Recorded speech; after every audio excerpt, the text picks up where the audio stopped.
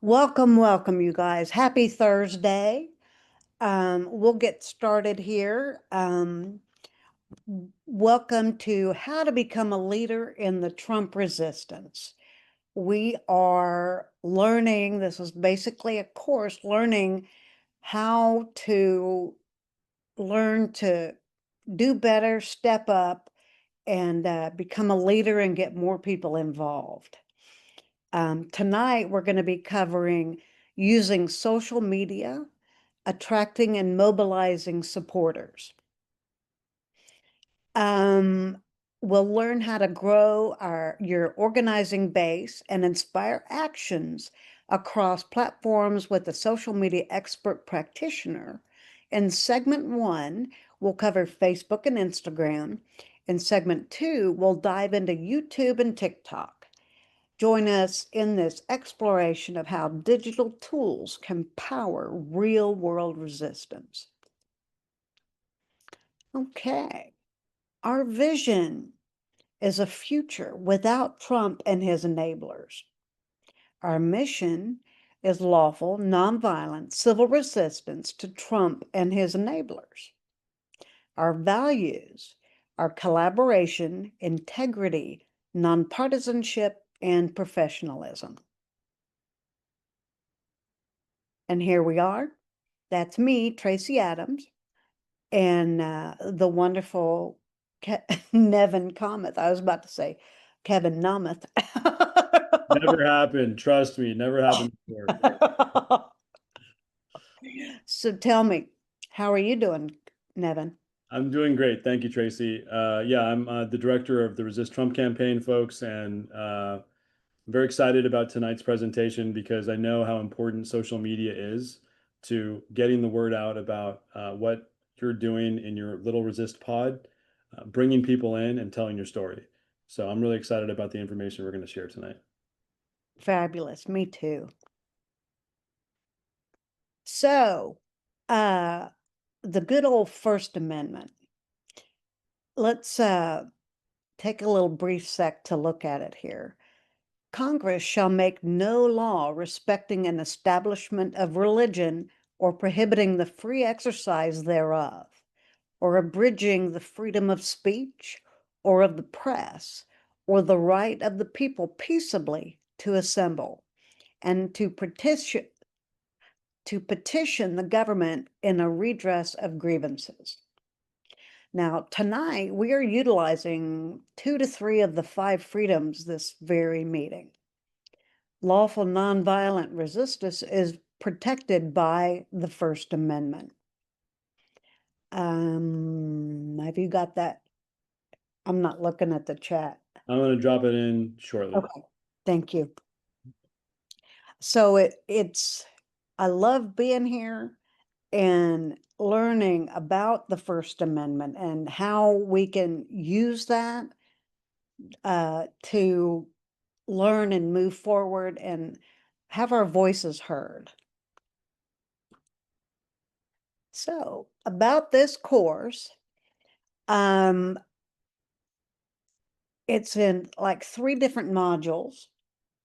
That first module is the one in yellow, is the one we've already finished. And most of that was learning how to have a get together and all of the things you need in order to get there.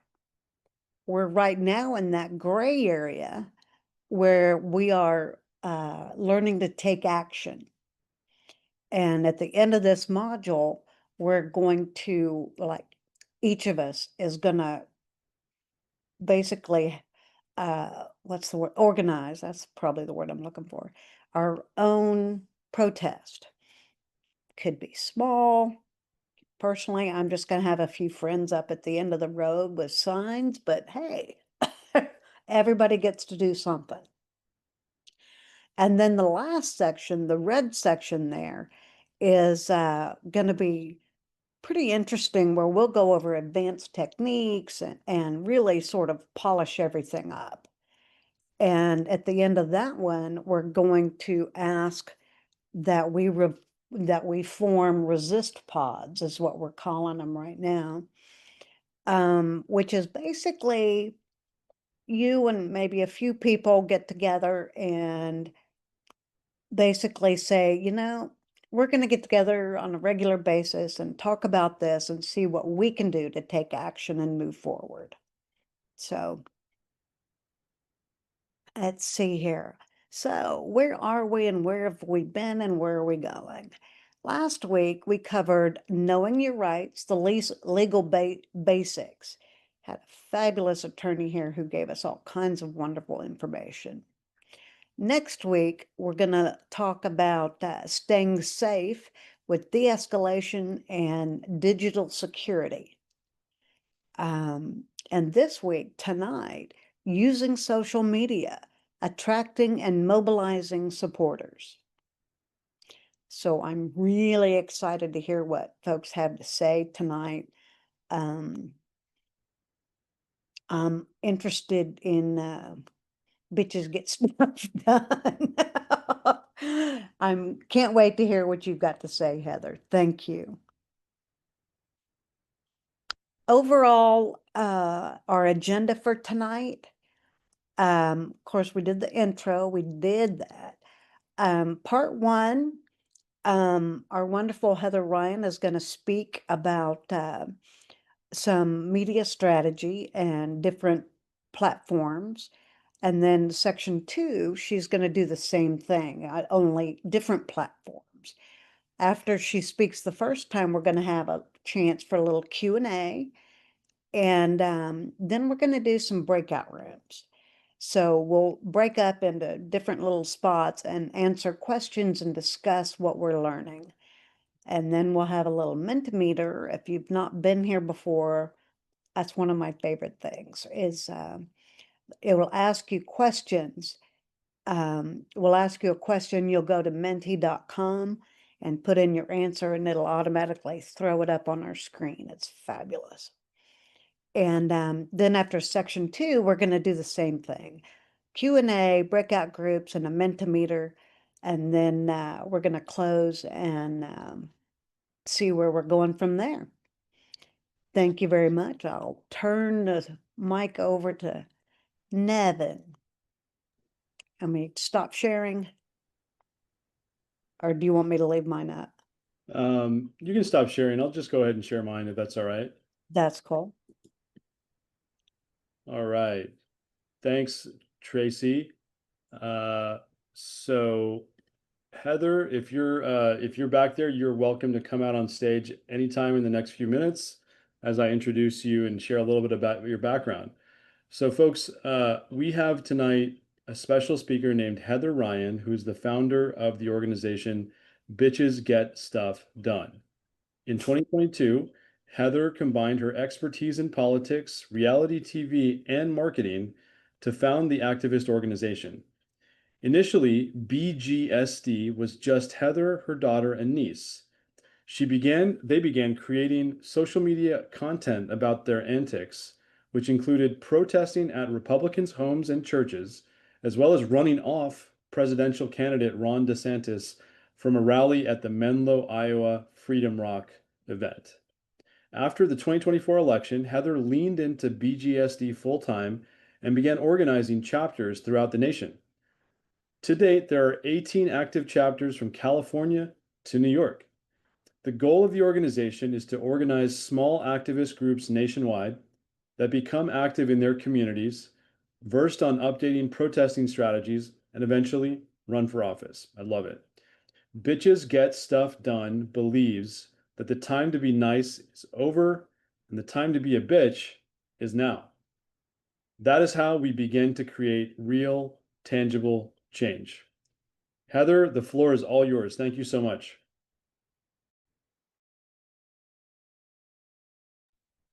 Oh, yep. I got it. Yeah, I love that intro. It feels like I wrote it or something. Oh my God, it's so good. Thank you so much for having me. I really appreciate it, Nevin. Sure. So it's probably prudent to give you some background from me so that you know exactly where I'm coming from. I always just take for granted that people already know my history. So I want to go back and say why I consider myself one of the movers and shakers of social media. Actually, I don't. I'm totally just making that up. But I was a political science major in college. I went to Drake University on the GI Bill. So I've had a whole lifetime of experience. Politics has always been my thing, always. I have loved politics since I was 10 years old. My very first protest was when I was 10, and it was at the Iowa State Capitol with Senator Tom Harkin, and it was for nuclear proliferation freeze. So if you remember back in the 80s, or if you're as old as me, nuclear war was a huge, huge deal. I was terrified of it as a 10-year-old. So that's where I really became active, and I've been nonstop ever since. So after college, I moved to Washington, D.C. I worked at NARAL, which is now Reproductive Freedom for All. They did a rebranding. And as fate would have it, I got involved in reality TV after 5 years of working at NARAL. So then I transitioned into, if you believe it, reality TV. And so I spent the next 10 years in front of the screen or in front of the camera and behind the camera. So I'm just so fortunate that I've had all these weird life experiences. I even ran for Congress. I mean, I've done all kinds of stuff. It's with those things, though, that I can see what the Republicans are doing. So what they've done is they've incorporated reality TV into politics. And I really feel that's where we fall short as a party and as progressives. I consider myself a liberal. Jesus was a liberal, so I guess I'm just about in the same place as Jesus. So we cannot continue to fight a game or play a game that they're not playing. They're not playing the same game as us. We're playing, checkers, and they're playing WWE. We're not playing the same game. So when it comes to social media, especially, I come from a place of reality TV combined with politics. And so I know that it has to be entertaining. If it's not entertaining in at least some way, if you don't have that something of bringing yourself up, and I can go through that, but if you don't have that extra energy, you won't get a whole lot of followers. You won't cultivate a big following. And to be perfectly honest, I don't have a huge following. I don't even have 100,000 on TikTok. So it's just everybody in Iowa seems to know me, so that's a big deal. But I've been experimenting for several years. I had never made a political TikTok until Roe versus Wade was overturned. So then I had to ask my youngest child, "What do you do on TikTok? I want to start making them." And so that's embarrassing for me to admit because I genuinely had no idea how to make a TikTok. And the other platforms I really didn't focus on until I realized, oh, TikTok's probably going to go away at some point. So that's when I really started focusing on the other platforms and building my community there too. So when Trump was reelected, that's when I was like, oh my God, I have to do something. I can't just stand by and let this buffoon take over without fighting back. So I did make a video and I put it out on social media and I said, I'm going to lean into Bitches Get Stuff Done. I'm going to have people starting chapters everywhere. We're going to start training people on how to be more effective communicators about politics, local politics especially, and how to fight back in a more updated way. Back in the day, 50 years ago, when I was a child, 10, we would do rallies and we'd do protests. And for some reason, politicians listened to that. That's just not the world we live in anymore. You can go and protest at the state capitol, but first of all, they're not even in session right now. The vast majority of states do not have a full-time legislature. So they're only in the office at the Capitol from usually January until May. So even if I wanted to go protest, there's nobody there. So we now strategize going to their homes, going to their places of worship, going to their businesses.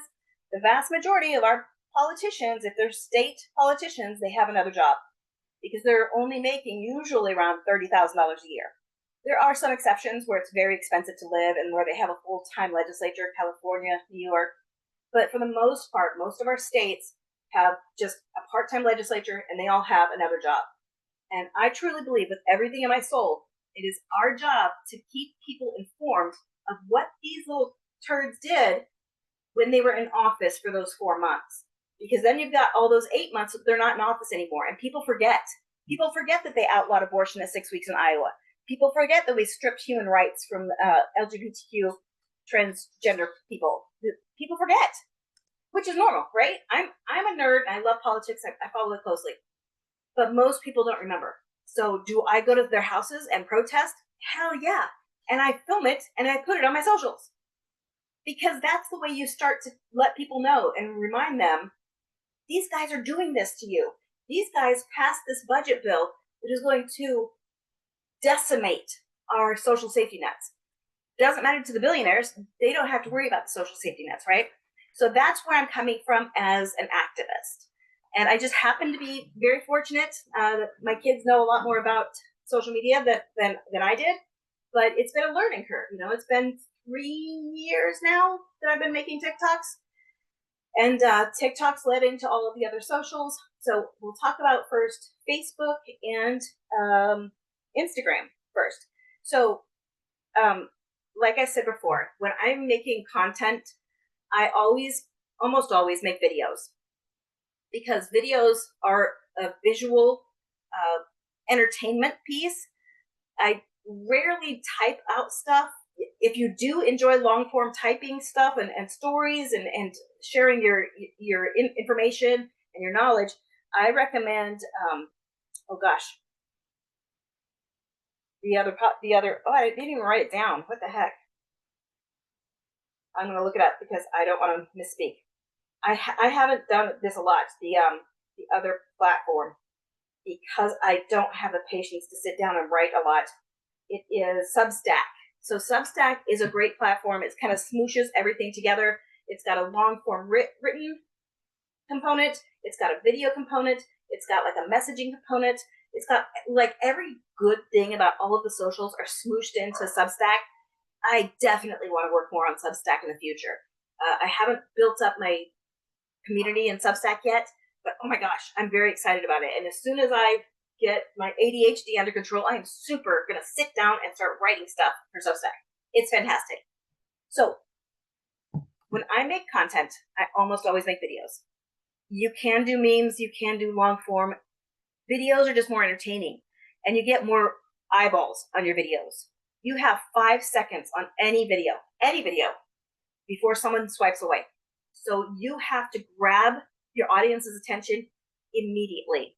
And then keeping their attention is another challenge. The very, very most important thing is if you can't get your audience engaged within 5 seconds, you're going to lose them. And this consistency of creating content is really primo. It's where it's at. I used to try to create content once a week, and that was a struggle because it wasn't my priority. But then when I decided to start building my numbers, I started doing it every day. And then it became more of a priority. My numbers started to go up. You will see your numbers really jump in huge amounts when you do something unusual. Like when we protested Ron DeSantis at the Freedom Rock, I actually got a tip on social media the night before. And they said, hey, Heather, Ron DeSantis is going to be at the Freedom Rock at 10 o'clock. And it's in Menlo, Iowa. Oh my God, it was so exciting. So me and Kara, we got our bullhorn. Always get a bullhorn. Bullhorns are worth their weight in gold. And we got our cowbells. And we also sometimes use pots and pans and bang them together. But it was just me and her. That was it, just 2 people. And then the rest of the people at the Menlo Freedom Rock were veterans. I'm a veteran, so I don't feel bad. So maybe 10 veterans, and the rest was press. So when we did this, we knew that the media would be there. So we wore our shirts. You know, we were a little over the top. That's how you have to be to get attention, especially from the traditional media. So we go there. He finally rolls up. Kara's banging the bell. I'm saying, go back to Florida, pudding fingers. We drowned him out so much, and the press was all over us. And because of that, boom, my TikTok followers exploded. I went from 10,000 to like 25,000, like overnight, because every media outlet followed us. And I like to combine those 2 things. If I am doing something that's unusual, maybe a little outrageous, not only do I create content on it, but I hope and I invite the press to come too, because then I can knock out 2 birds with 1 stone. So Facebook owns Instagram. So usually when you're posting your content to Facebook, as long as your Instagram is connected to your Facebook, it automatically goes ahead and posts it to your Insta. I'm not an expert on Insta, but Facebook, I'm pretty good at it. I mean, it's been around forever. So Facebook as a platform is better for organizing people and putting out events. So I use it more as an event platform. So when you've got events coming up, like we have a protest on Saturday, make an event, invite a ton of people. And when I make content and I upload it, then I share it to the different Democratic channels that I'm on. So depending on what the content is, if it's Iowa specific, I will share it to just my Iowa politics groups. If it's national, then I will share it to the larger groups. And I usually want to have about 100,000 people in the groups that I share it to, because Facebook only lets you share your video content to 3 groups. Even your written content, like if I'm sharing my podcast link, then I can share that with 3 groups as well. And I always choose the ones with the biggest audience. So like there's a progressive one, I think it's called I'm a Liberal and I'm Not Ashamed of It or something like that. It has like 177,000 people in that group. So I always share my content to something like that if it's national. If it's local, then I do Blue Dot Iowa, the different Iowa centric stuff.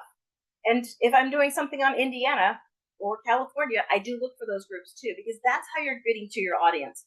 And I get so many people that follow me because of the content. I really hadn't started really building up my Facebook until maybe 7 months ago, and just almost within 3 months, it exploded. So my Facebook content is the same videos that I do for TikTok. So I just post it to Reels, and it automatically posts it to Instagram. And then anytime I want to tell people about an event that's coming up, I also post that to an event page. So that's the best way to share your events, is through Facebook, and totally different demographic, right? You're only going to get an older audience. I can tell you my kids are not on Facebook at all. They would rather die than be on Facebook, and they're teenagers. So I'm posting those events on Facebook just for my older demographic. Instagram, I can get a little bit younger demographic, but I haven't had a ton of success on Instagram. I have not really cracked the nut of what flies on Instagram. Each one of the platforms, something different flies well on it.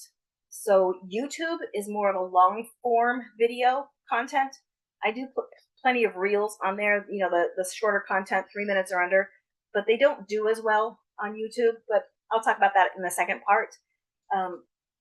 You can have, I'm sure everybody knows this, you can have a personal page, your own personal page, and you can have your organization's page, 2 completely separate pages.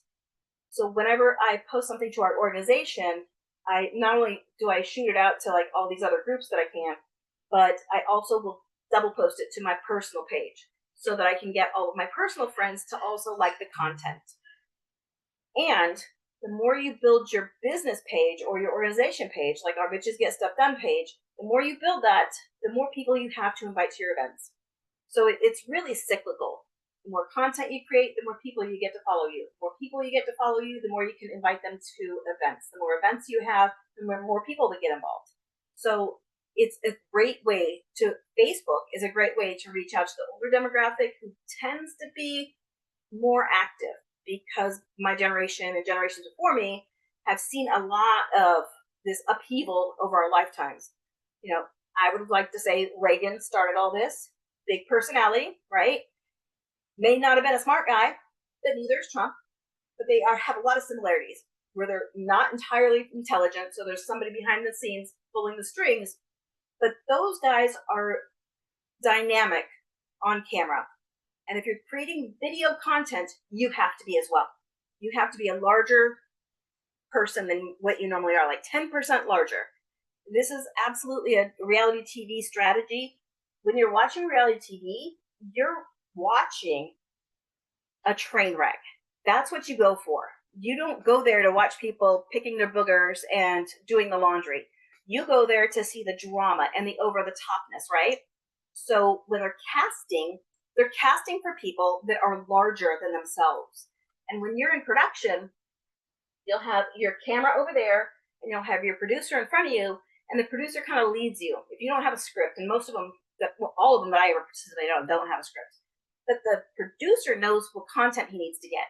So he'll say, Heather, weren't you so mad when Andrew did that? And I'd be like, I was so pissed when Andrew did that thing, because it has to be larger than what I'd normally be. So would I normally act like that at the supermarket? No, people probably think I was crazy. But if I'm on stage or I'm on a video, I am 10% larger than what my normal self would be. It's just required, and reality TV has a strategy. So in reality TV, you always have a protagonist and antagonist. You create a fight, and then you escalate the fight, and then you leave a cliffhanger. You can see that in everything Trump does. He is a reality TV star, and that's what they're putting out in social media. That's what they're putting out on the regular TV every single day. They're always leaving a cliffhanger every single time. So that's the whole goal of my strategy for social media, is to create entertaining content. I lean toward funny. I think the Democrats are funny and Republicans are just mean. Two very different things. I lean toward funny because I find that entertaining. So if you find yourself at all funny or entertaining, I want to encourage you to be funny, because it's so much more fun to watch content where someone's actually, like, I do characters. I do Kim Reynolds, our governor. I do Joni Ernst, our senator. I do Brenna Bird. She's our attorney general. I do all these ridiculous characters. But because of that, and I make the content simple for people to understand, those characters get such huge numbers. Huge. My Kim Reynolds is just renowned throughout the entire state. Everybody knows the Kim Reynolds. Hi, I'm your governor, Kim Reynolds. That's my first 5 seconds of any content I create with Kim Reynolds. And that's known everywhere. So if someone comes up to me and says, oh, I love your Kim Reynolds. Oh, thank you, Iowa. Because that's how I hook them in. You have to hook them in with something that you're good at, or that's funny or creative, or just a 1-sentence tagline. Oh my God, you're never going to believe what Kim Reynolds did. 5 seconds. You have 5 seconds, and that's on every platform. Facebook, TikTok, YouTube, every platform, you got 5 seconds. If you can't get past that 5 seconds, you're cooked. So I saw that you came back on my screen, so I'm assuming that I'm just rambling on too long. So No, you're great. But yeah, if you do want to kind of conclude this segment with any final words of wisdom about Instagram or Facebook, now might be the right time. yes. So I haven't talked at all about how to create any of these videos, and I planned on doing that in the TikTok segment, just because I'm better at TikTok than I am at the other platforms. Like I said, I have not really cracked the nut for what flows for Instagram. I do get paid better through my videos on Facebook. So if you're wanting to be a content creator who actually makes money, Facebook pays better than TikTok by a lot. The only way you make money on TikTok is to do lives. So whenever you're on TikTok and you're like, why am I seeing this person on live all the time? That's because that's the only way they make money. But I get money for my content on Facebook just with a regular video. So the more eyeballs that are on my video, the more you can make as far as content creator. That may not be your priority, but if it is, and you just want to donate that money back to your cause, gravy. Beautiful. Thank you so much, Heather. That was wonderful. I'm going to go ahead and share my screen again, and I think we can take some questions from the audience now. Audience, if you have any questions about Facebook and Instagram and becoming a creator there, now's a great time to post some questions into the chat. Let me ask you this, Heather. I do have a question while people are thinking of their own. For your chapters in your network, like you've got 18 chapters, and you've got chapter leaders who are thinking about starting, their own chapters or on their way and stuff like that, and they've got to build a following of some sort, but not necessarily as like a creator, and more of just like an administrator or something like that, of like a group. What advice do you give? What are like 1 or 2 pieces of advice you give to people when they're first starting out, like on Facebook? Is it to make videos, or is it something else? On Facebook in particular, it's to create events, because by far Facebook's better for events than anything else. If they want to create content, that's going to help with their events. It's going to help spread the word about their events. But I've had several of my chapter leads that are just camera shy. They don't want to create content like that. So they'll just video a protest, or go and video, they can do interviews. And I'm not good at interviews. I don't find interviews usually funny. So I do all my interview stuff on our podcast.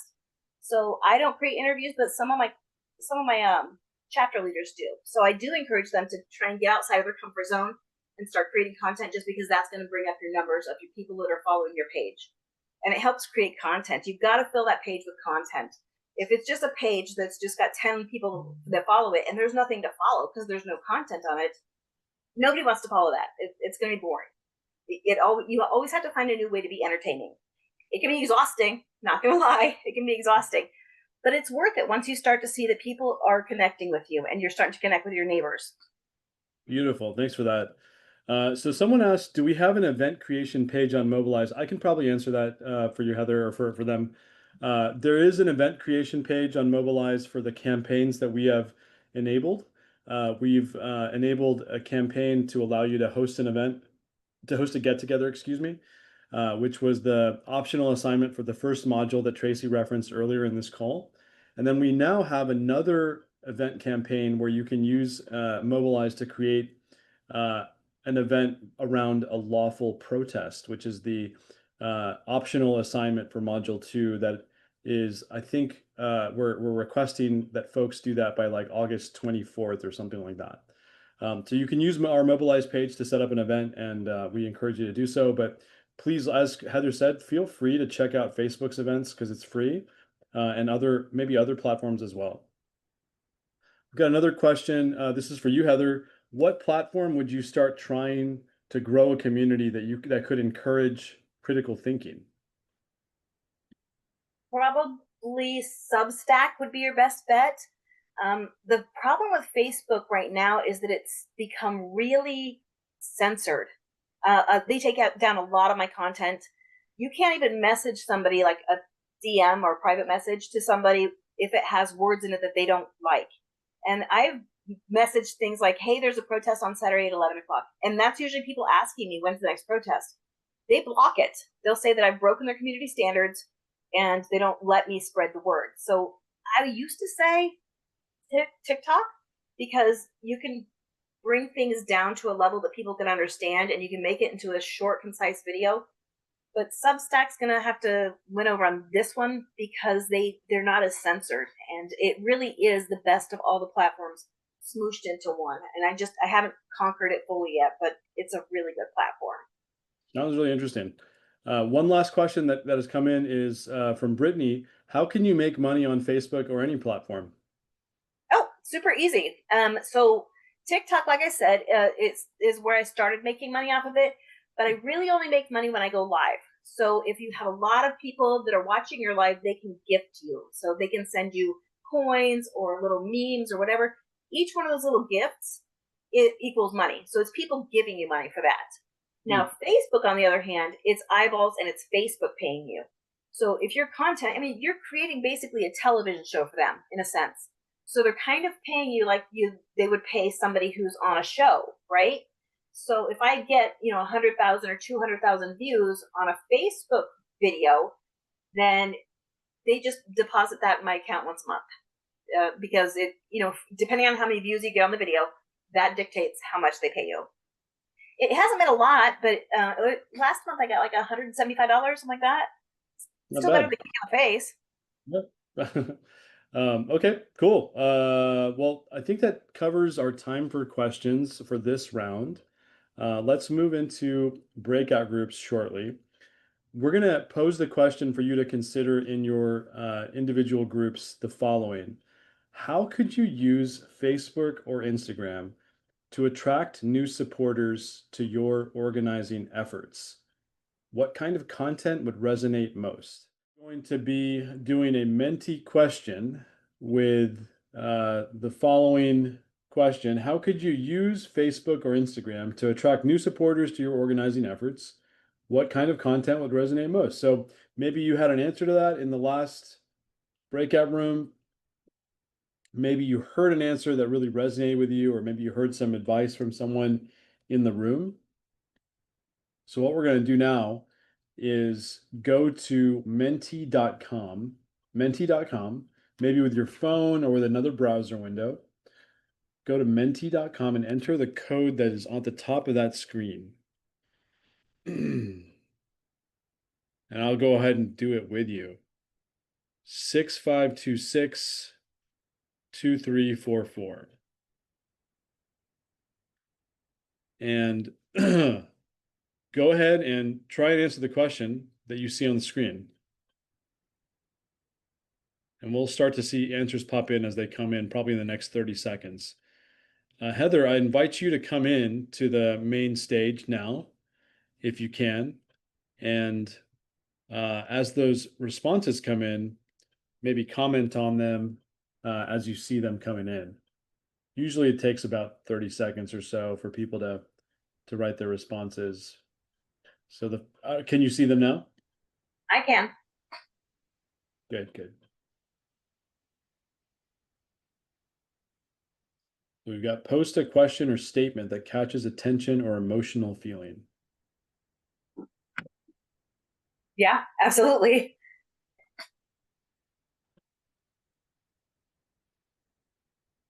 Facebook for inviting people and Instagram for flyers. 100% agree. Create a live stream and create the events on Facebook. Yes, live streams are a great way to get people involved that wouldn't necessarily usually see your content. Nice. Yeah, I think they recognize that there's different demographics on Facebook. Repost allied accounts to boost their reach. Wonderful. These are really interesting responses, folks. Thanks for engaging there.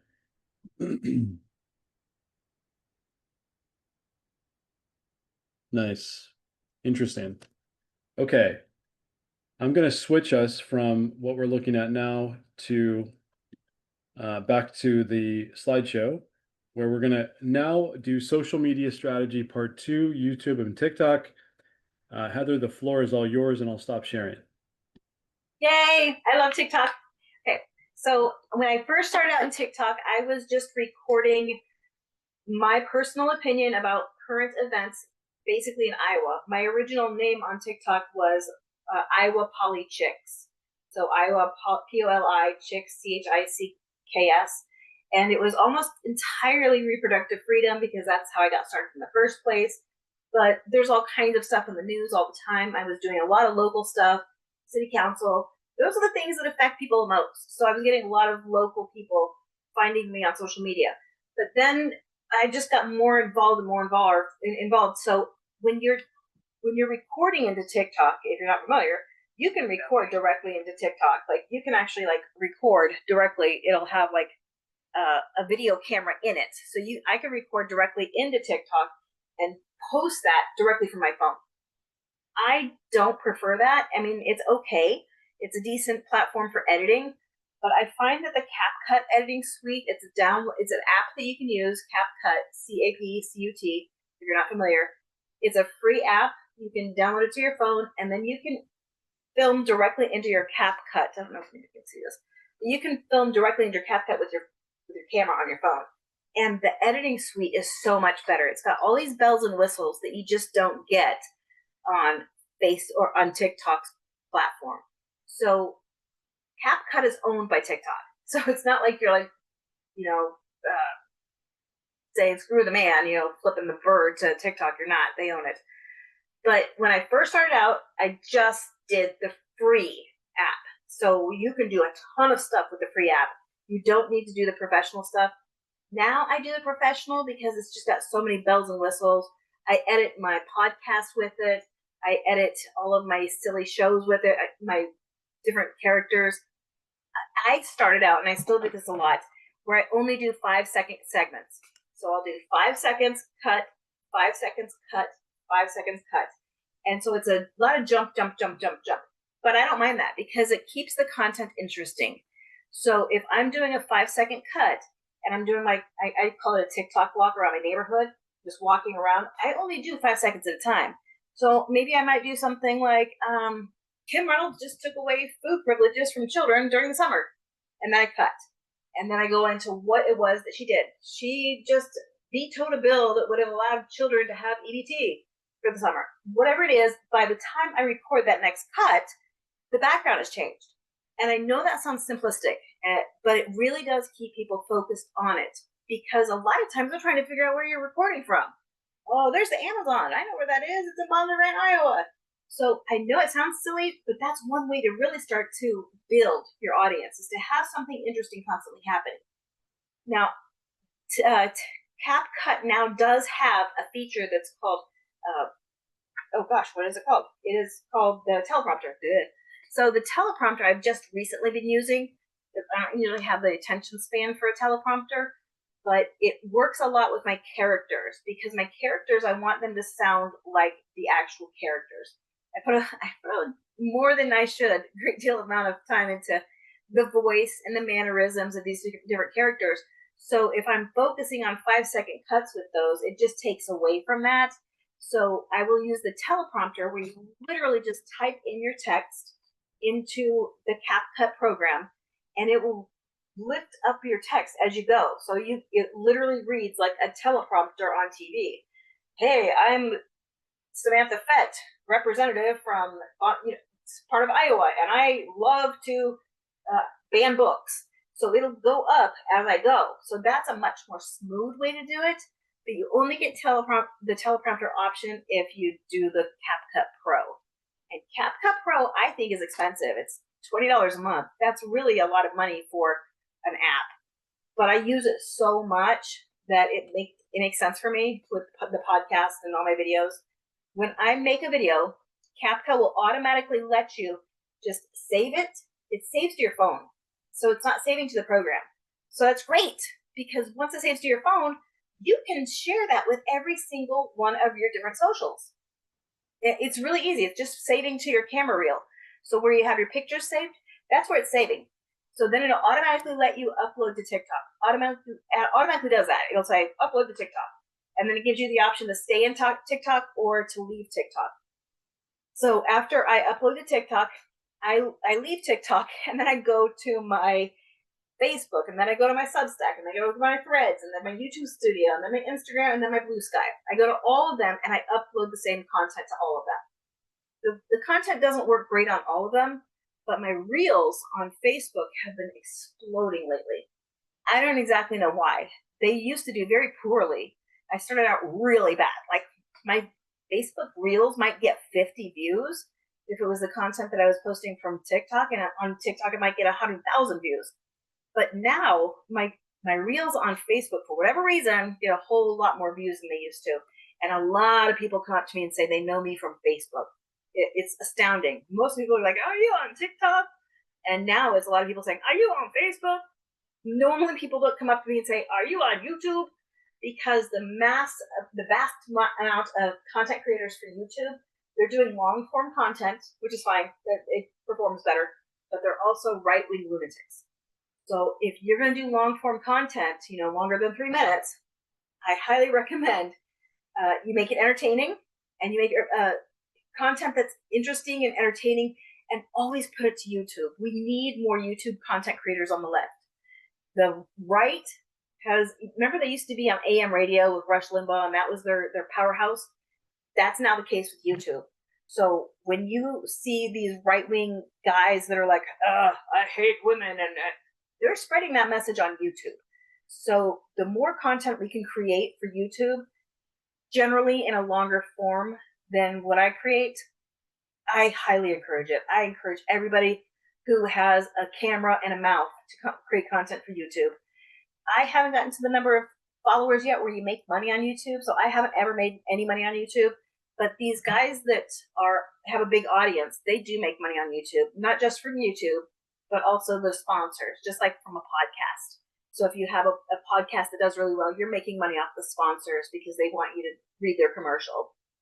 And people like Joe Rogan, he was selling the most ridiculous stuff when he was first starting out on YouTube. So cannot more heavily express the need for more content creators on YouTube, even if it's just you reading the news. If it's anything that's got a left slant and you want to talk about it, oh my God, create a YouTube. And you can create it, again, in CapCut. And then you literally just share it to YouTube. So it will automatically save to your phone, and you just share it. Hashtags. Hashtags are a big deal. On TikTok, they just made it so that you could only put 5 hashtags. You want to make sure that you specialize your hashtags to what the content is. So if I'm posting a content about Trump or about Iowa, I hashtag those. Hashtag Trump, hashtag Iowa, hashtag Iowa State Fair. When he came to the state fair, we protested it. I definitely videoed that. I cut it into little clips. I put it together in CapCut, and then I uploaded it with the right hashtags.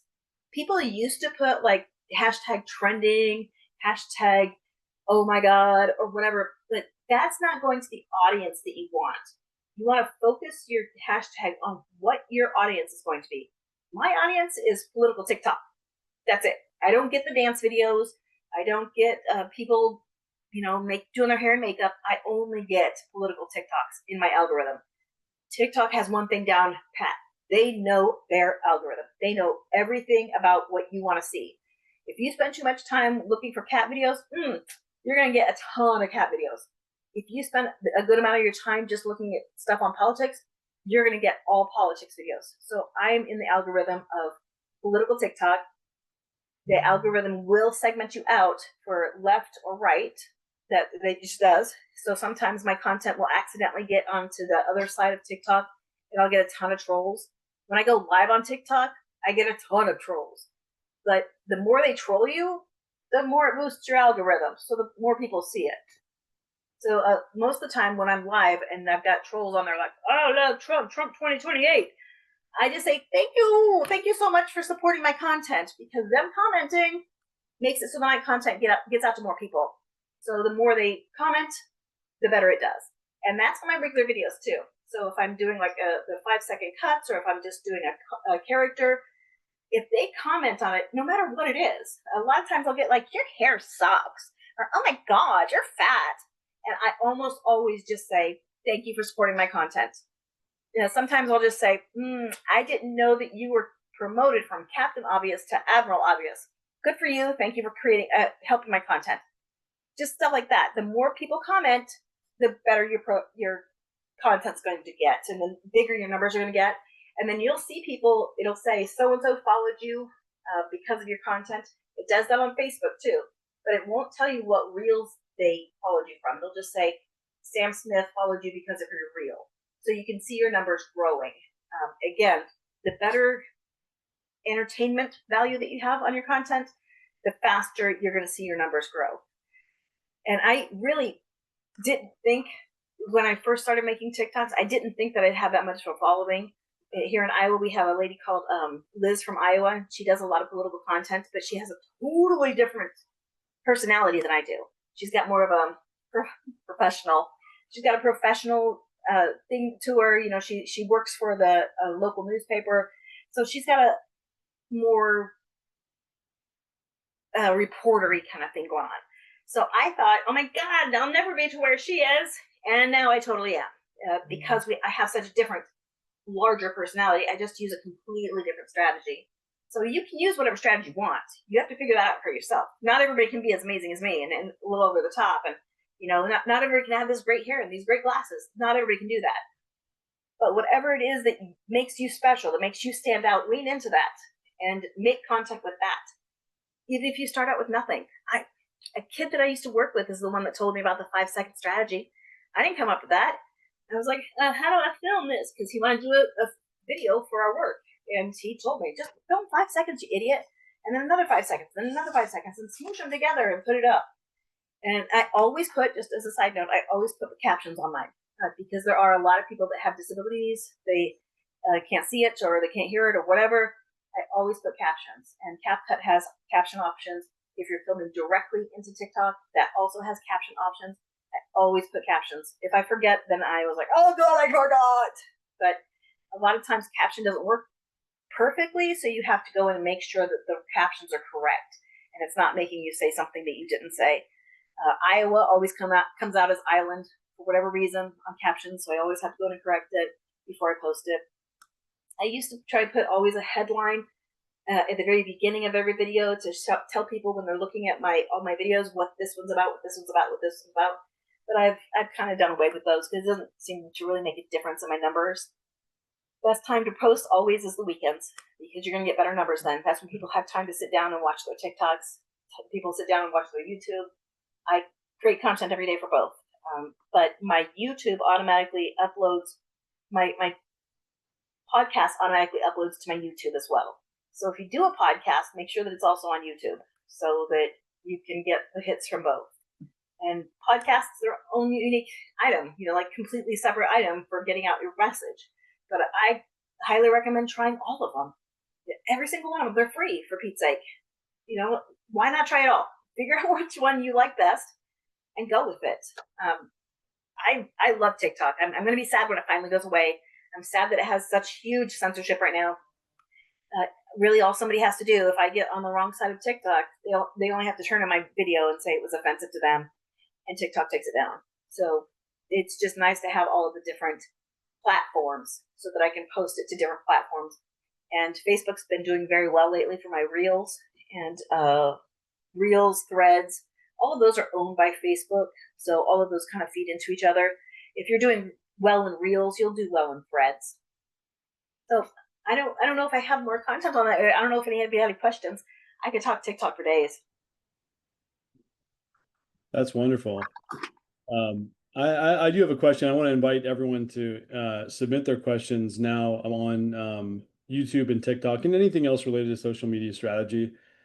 In the meantime, I'm really curious, Heather, about the role that teams play when making content. So what I mean by that is in Austin, we have, typically had multiple people create content in different stages. Like someone takes the video, someone provides the voiceover, someone produces the clip. What role do teams play in either your content or the content of your chapters? That's one question that I have. You mean like collaborating with other people to edit it down and stuff? Yeah. I've always just been so fortunate because I've edited for years, in reality TV, and I've known these programs for so long that it's second nature to me. So I haven't worked a lot with different teams.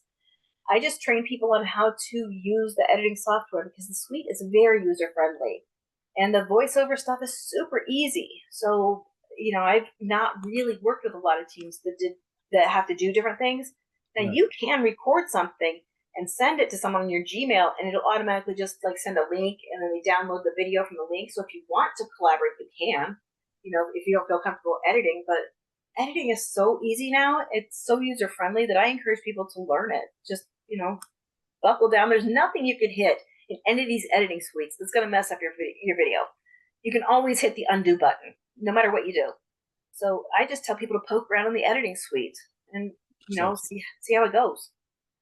I've got a question from Sherry. What would you suggest as learning from my mistakes for creating a podcast? I'm sorry, so, learning from my mistakes. I'm not sure if I understand the question. Sherry, maybe you want to write the question again because I'm not sure if I understand it either.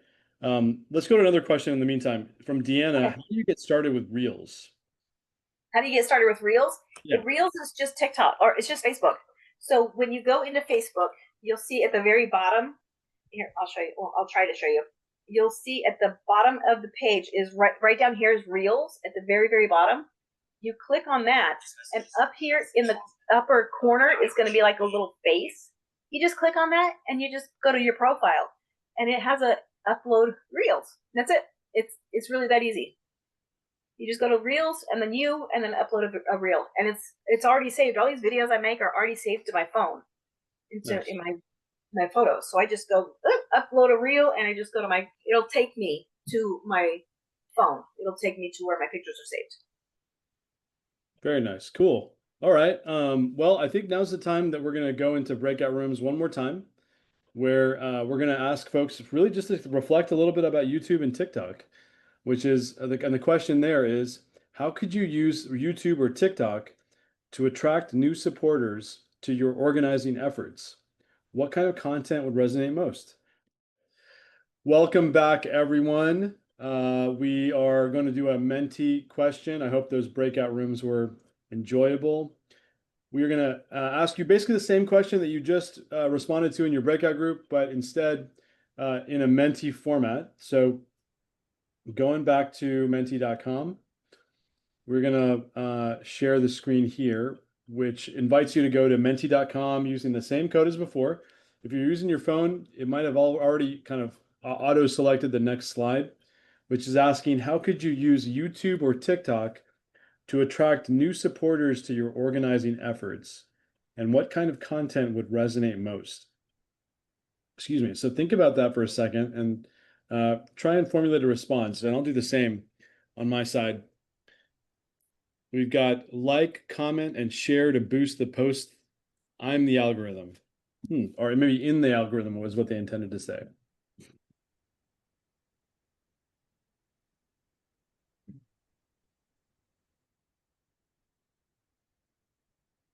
See what else we got here, folks.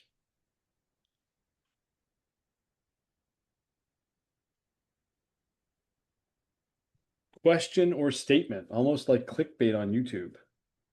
Resist Trump, suggest using YouTube Shorts more. That's a good suggestion. Thank you for that. And make sure you use that hashtag too. The more you push out the hashtag resist Trump, the more it'll push people to that content as well. What do you think of what else is coming in, Heather? Be aware of censored suppressed words. That is true. Yeah, if you use certain words like abortion or kill or murder in TikTok, it will really kill your numbers. That's why you see so many people say unalived or the big A or whatever. So it's very important that you censor yourself in some ways. And like if I say shit, I usually in the text I usually just put a dookie. Doing live streams on YouTube. I haven't done any live streams on YouTube, but they are very popular. Interesting. Okay. Yeah, and a lot of times with my groups, if we have a bunch of protesters, one will go live on YouTube, another person on Facebook, and another person on TikTok, depending on how many followers they have on each. So if you have a big group of people and you're all at a protest, have each person go live on their own platform that they have the most followers. I love that. I love hearing that suggestion. That's really great. Interesting. Got Lily, embed political topics and other interesting stuff people might want to watch. Nice. Okay. Thanks, folks, for engaging with that question.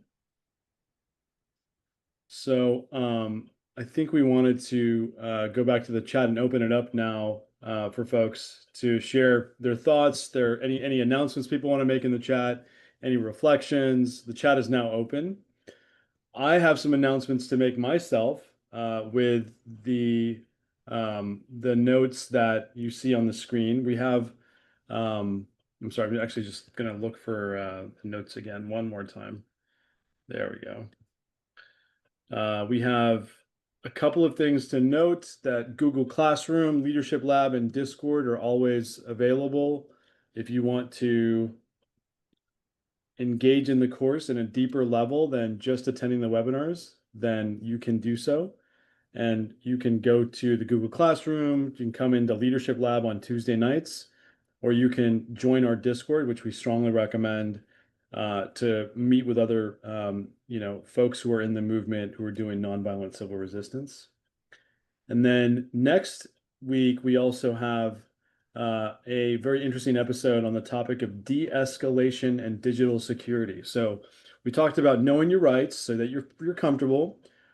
We heard from Heather on all the ways you can promote your event on social media. Then when you're in the event, sometimes things might get tense. And if they do, knowing the rules of and the principles of de-escalation and also securing your own digital self will help you in a moment like that. So do keep that in mind. As far as and we have the wonderful Carolyn Barclift who's going to be speaking on de-escalation. We're still arranging a speaker for digital security. As far as going ahead, we have our social media channels you see here on the screen. We're on Facebook, Insta, YouTube, Blue Sky, Meetup, and Discord. And then another thing I would love for people to consider checking out is the Resist Austin social media, because you might get more ideas on how to use social media by looking at various forms of our YouTube and things like that. So definitely check it out. It might be more relevant for someone who's interested in starting a chapter. Finally, I just want to thank all of the folks who helped with tonight's event. starting with Heather Ryan, our speaker. Thank you so much, Heather, for gracing us with your social media wisdom. That was great. I want to thank our breakout room facilitators, Carolyn Barclift, Mike Ignatowski, Braden, and Danielle, who has facilitated with us for the first time. I want to thank my co-moderator, Tracy, for leading us tonight. And then finally, I'd like to thank all of you viewers and audience members for taking the time out of your night to get trained on an important aspect of being a successful organizer. Thank you so much for coming tonight. Have a great night, everyone.